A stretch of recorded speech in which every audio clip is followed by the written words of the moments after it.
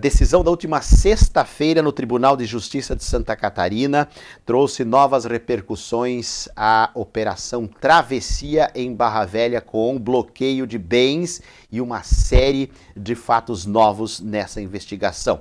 O TJ Santa Catarina, então, acolheu a denúncia do Ministério Público e determinou a indisponibilidade dos bens dos 8 envolvidos no escândalo de desvios de recursos durante a construção da ponte sobre o rio Itajuba, em Itajuba, que acabou revelado pela Operação Travessia do Ministério Público no último dia 24 de janeiro.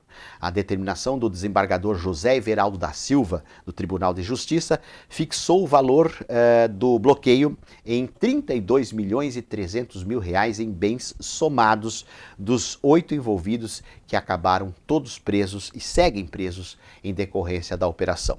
O despacho do desembargador acabou por trazer novas informações sobre as investigações desencadeadas pelo Grupo Especial de Combate à Corrupção, o GAECO, e também o Grupo de Ação contra a Corrupção, o GEAC, que foram liderados pelo Ministério Público nessa investigação que durou mais de 2 anos até o desencadeamento da Operação Travessia. Os agentes públicos envolvidos e presos na operação, entre eles o prefeito Douglas Elias da Costa, do PL, o ex-secretário de Planejamento Elvis Fichter e o ex-secretário de Administração Mauro da Silva, tiveram cada um deles, e por isso, atenção, por isso que o valor vai somando, hein, gente? Cada um deles tiveram um bloqueio de R$4.655.000,02. Este valor também é o bloqueio imposto a Osmar Firmo, ex-diretor de Patrimônio do município de Barra Velha, e a Osni Paulo Testoni, engenheiro da Secretaria de Planejamento da Prefeitura. A decisão foi emitida às 2h16 da tarde da última sexta-feira e o bloqueio também envolve as empresas suspeitas de irregularidades e também dos desvios dos recursos na construção da ponte. A TEC Engenharia teve bloqueados R$3.385.000,08 e a JS R$994.685 e também 77 centavos. O valor aumenta, atenção, muita gente veio perguntar para mim, mas Gilvan, desviou-se 30 milhões? Para aí, vamos explicar. O valor aumenta porque a determinação do desembargador envolveu ainda o bloqueio dos bens dos empresários descobertos pela investigação. Carlos Gabriel Lemos, o representante da TEC, e Celso Moreira Sobrinho e a sua companheira, a Devanete Pereira dos Santos. Estes últimos eram os representantes legais da JAS. Esses valores dos empresários somados chegam a 9 milhões. Então, a metodologia é essa: soma-se, bloqueia-se um valor padrão para cada um. Então, nós temos 8 envolvidos, mais 2 empresas. São 10 bloqueios no total. Por isso que o valor foi lá em cima, né? Não quer dizer que ele vai ficar bloqueado nesse valor. A investigação é que vai apontar depois valores mais ajustados a cada um dos envolvidos. Também no despacho, o desembargador do TJ Santa Catarina determinou que sejam tomadas as providências junto ao sistema Sisbajude para que se bloqueiem os valores existentes nas contas dos investigados e que se proceda também o bloqueio de bens na Central Nacional de Indisponibilidade, a CNI. Gente, eu nem sabia que isso existia. Central Nacional de Indisponibilidade, CNI, e também na Comissão de Valores Imobiliários. José Everaldo, do TJ, ainda pediu o bloqueio dos ativos referentes a planos de previdências privadas em nome dos investigados.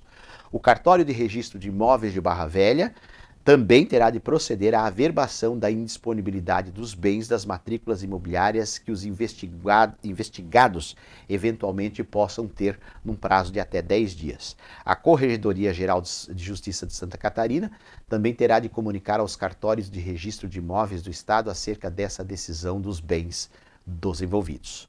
Outro ponto interessante da decisão, baseada nas investigações do GAECO e do GEAC, é o surgimento de novos nomes na investigação, entre eles o empresário Marinei Schmidt, proprietário da empresa Hipercasa Material de Construção.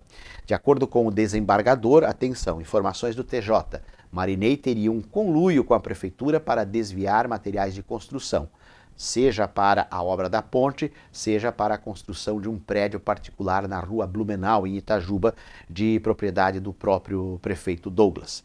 Marinei Schmidt seria uma espécie de sócio, né, ou parceiro do empresário e ex-secretário Mauro da Silva, e dividiria com ele não só a empresa Hipercasa, mas também a Hipercasa Ambiental, que estava se preparando para firmar um acordo e um contrato com a Prefeitura de Barra Velha, contrato que também já está sob investigação.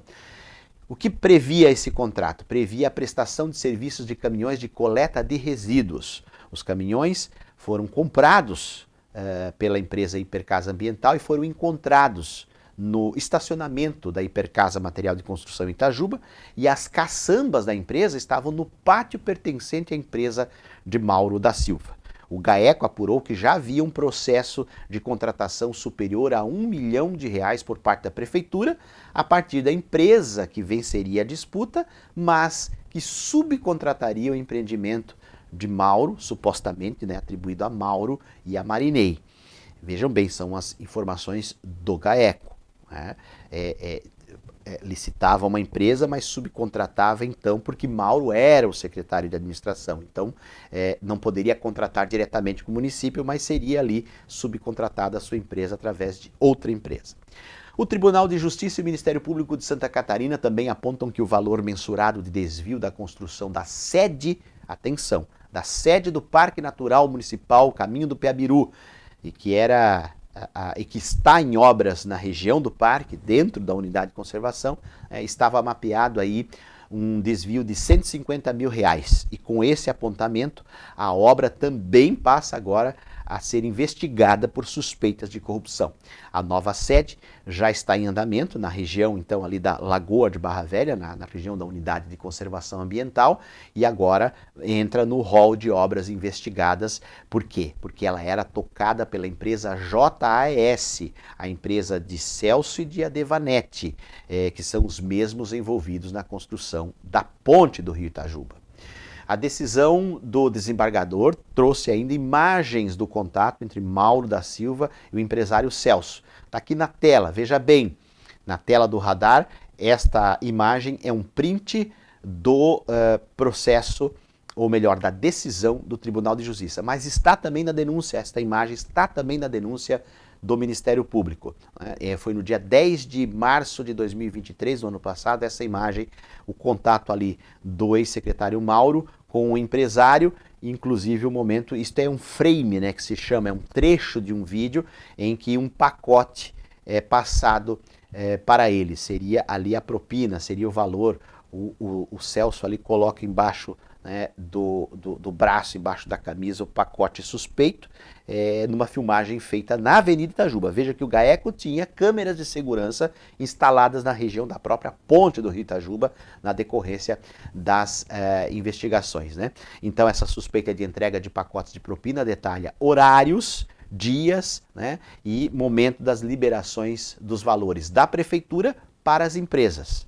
Das empresas, esses valores iam na percentagem da propina para os diretores, e eles repassavam então o dinheiro nas contas de Douglas, Mauro, Elvis, Osmar e também Osni. Inclusive, uma empresa de Mauro da Silva também recebeu parte desses valores. Há um depósito numa das empresas de Mauro da Silva. Tudo está mapeado e detalhado na decisão do desembargador, que parte da investigação apontada no relatório técnico do Ministério Público. Chama atenção ainda na decisão do Tribunal de Justiça a investigação acerca de materiais de construção. Há uma suspeita de que esses materiais seriam pagos pela prefeitura, mas estariam sendo desviados para a construção do prédio do prefeito Douglas, na rua Blumenau, em Itajuba. Esses materiais saíam da empresa Hipercasa e eram transportados pelo próprio Marinei, o empresário responsável pela empresa, né, até a construção do prédio, que depois constatou-se ser do prefeito. O Ministério Público aponta que os valores seriam repassados pelos municípios de Barra Velha e a mesma empresa então liberaria materiais de construção para a obra da ponte, em nome do município, e o que geraria aí uma margem de lucro ainda maior para a empresa JS, já que é ela quem deveria arcar com a mão de obra e os materiais para a ponte e não a prefeitura local. José Everaldo Silva, o desembargador, também determinou a suspensão de todos os contratos firmados entre a Prefeitura de Barra Velha e a TEC Engenharia e também a JAS Construtora. A Rede Mar Azul apurou que a Prefeitura já não teria mais dívidas com a TEC, porém ainda há pendências em valor com a JAS. Aqui vem uma apuração extraoficial de uma fonte, atenção, uma fonte do Juvan repassou, isso já tem uns 10 dias, antes da decisão Antes do tribunal acolher a denúncia do Ministério Público, uma fonte aqui da reportagem também atestou que o prefeito em exercício, Daniel Cunha, do PSD, já havia decidido que não efetuaria pagamentos para a empresa JS enquanto ocorre o desdobramento da Operação Travessia. Essa fonte destacou o seguinte, que o prefeito em exercício estaria pensando inclusive em contratação de uma auditoria técnica para ver se há ou não irregularidades na liberação de materiais e na qualidade da obra de construção da unidade, da sede da unidade de conservação do caminho do Peabiru. Vamos fazer um adendo aqui. O que essa fonte falou? Do momento em que, no dia 26, né, do momento em que assumiu a prefeitura, o Daniel pegou todo o bonde andando, prefeito interino, pegou todo o bonde andando. Começou a analisar, e não deve nem ter tomado conhecimento de tudo, né, que acontece, mas começou a analisar caso a caso, e já veio a constatação de que esta obra do Peabiru, da unidade de conservação, era executada pela mesma empresa JS, cujo casal está preso na Operação Travessia. Então o Daniel tira o pé do acelerador e diz, opa, eu não posso passar dinheiro, imagino eu, né, ele pensando com seus botões, né, não posso passar dinheiro para uma empresa investigada, eu vou pedir uma auditoria, porque se tem problema na ponte, é possível que haja também problema na unidade de conservação. Então o Daniel segura essa decisão de pagar ou não pagar outros, fazer ou não outros repasses, porque é delicada essa situação. É delicada essa situação. Acaba que, com a decisão do Tribunal de Justiça, já teremos aí comentários, né?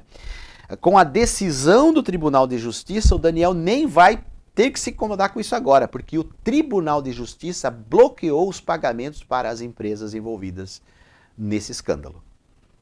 Veja bem, o próprio tribunal se antecipa e diz, não, breca, vai rolar a investigação e depois vê.